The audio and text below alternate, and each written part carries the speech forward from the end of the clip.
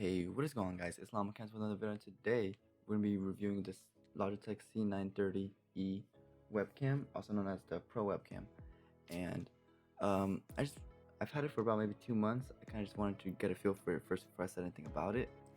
Now, since we're currently in the middle of a pandemic, a lot of people need a webcam for stuff like school or work. You have way more free time than you did before, and you want to get into streaming or you want to start a channel. So because of that, a lot of people are buying webcams and they're actually very hard to come by unless you don't mind spending over like triple the price. But I'm still making this video because every now and then you'll still find like a Best Buy or a Target that will have like a few webcams left every now and then. So just keep a lookout. Now the C922 and the C920 are great webcams, don't get me wrong. But if you ask me, I would say the C930 is the best choice. It is the most expensive though, coming in at $130, while the C922 and the C920 come in at $100 and $50 respectively. Starting off with the externals before we get into the internals, the C930 has nearly the exact same shape and build as the C920 and 22, with omnidirectional mics on both sides of the camera. The cable is not detachable, which isn't really an issue as it's pretty thick and durable one at that. It has a little clip attached to the webcam so you can mount it onto your monitor or TV or lay it down flat, as well as a universal tripod socket on the bottom. So if you have a tripod, you can just screw it right in there. It also comes with this privacy shutter, which isn't really that important, but it's a nice thing to include in the box. It has these little LED lights by both sides of the lens, which I've seen some say you could turn off and on at will, but I've just seen them turn off and on whenever you turn your recording software off. Now that we've gotten all the hardware aspects out of the way, we can move on to software. Now, Logitech does have their Logitech Capture software, which gives you many features like vertical recording, adding text over your webcam, transitions, multi-device capture, and more. Now, when you go to the site to download the software, you can see the webcams that it's compatible with, and the C930 is not listed under the supported webcams, which is one of the drawbacks of it being a webcam geared towards business-minded people, using it for conference calls and such, and won't be using it on Twitch. Instead, you could download the Logitech HD camera software, which is compatible with this, but it's a very stripped down version of the capture software. You can only do things such as change whether you want the standard field of view of 78 degrees or the widescreen 90 degrees that we'll get to later. You can also just mess around with the colors. This isn't really that big of an issue though, as I use Streamlabs OBS, and with that I could do everything the capture software can besides vertical recording. Now onto the good stuff, which is what can it do. Now the C930 can do 1080p or 720p at 30 fps, which is pretty standard for most webcams. Some of them, like the Brio, could do 4K. Now 30 fps should be fine if you're going to be doing stuff like streaming or making videos on YouTube. It also features a 4x digital zoom that you'll get through the HD camera software. I don't really know why you would really want to use this or where it would be really useful, especially not in my kind of category of just streaming games or recording them. So it's not really that important to me, but if you make something that would utilize this, then there you go. You would need the HD camera software that I showed earlier. Now, everything I've mentioned so far about this webcam you could find with the C920 or the C922 anyways, but what really sets it apart is something called field of view. Essentially, what field of view means is how much your camera opens up and how wide of a shot you're getting.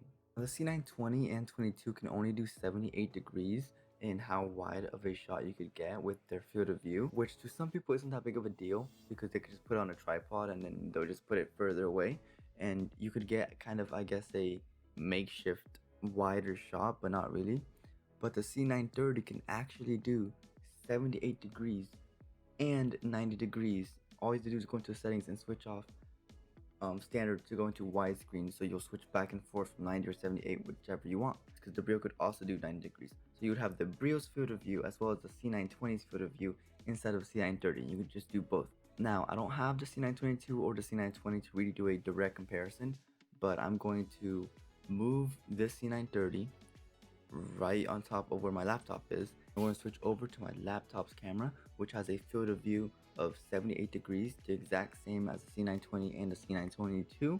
That way you'll see the difference between 90 degrees and 78 degrees. First of all, it's not the best quality at all. It's not really meant to be a quality test, it's more of a field of view test. Here we have a 78 degree field of view. Now I've moved the C930 right as close to where this camera is, so I can try my best to get the exact same shot with the exact same positioning, so so you can see the difference. With the laptop camera, you can't see the other half of this cabinet, right? You can still see my whole hand right here with the C930. But when you go into the laptop camera, my hand's cut off. And now the fact is I have a deep desk, okay? This laptop is deep.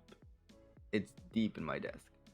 And I guess that's why you can kind of see me alright. Alright, we'll switch back to the laptop camera just so you can see this a lot more clearly. Now, if we go back to the C930 in the exact same place, it just looks like it's further away. You get to this and you get to this, you just see more of it. Now, doing side by side, you get to really appreciate a wider field of view and why it's so important. Now, I've used this webcam to record my past 2 videos. I stream with it a lot, and I've used it in Discord calls, and I can tell you that I strongly recommend it.